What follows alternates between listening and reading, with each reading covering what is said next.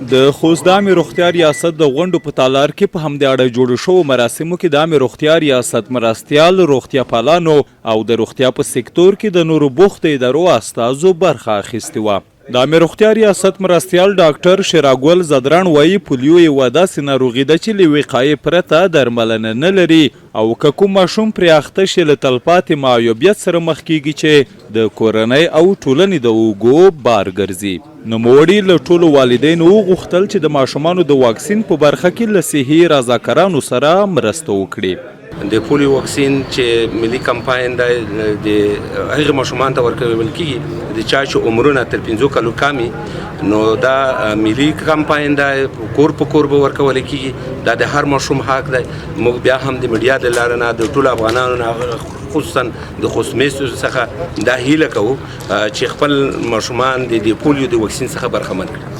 دیني عالمان هم د ماشومانو لپاره یاد او نور واکسین اړین بولي او زیاتوي د دې واکسینو د حراموالي او ممانعت په اړه هیڅ اسلامي او شرعي دلایل شتون نه لري.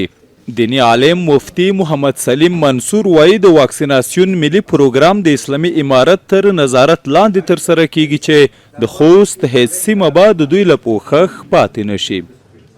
نو خصوصا په هغه لرو پرتو سیمو کې چې هغه خلک چې واکسین نه لګوي د هغوی لپاره په حیث د یو عالم باندې دا پیغام ورته رسوو چې هغه د له موږ سره په دې برخه کې د واکسینو لګول څه بلکې له موږ سره د نور زیادت همکاري هم وکړي.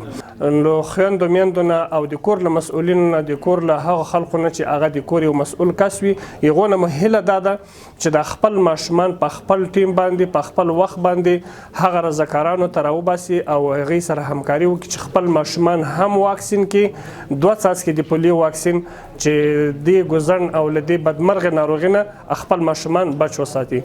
وروسته د څو ماشومانو په خولو کې د څاڅکو په اچولو سره یاد پروګرام رسما پیل شو.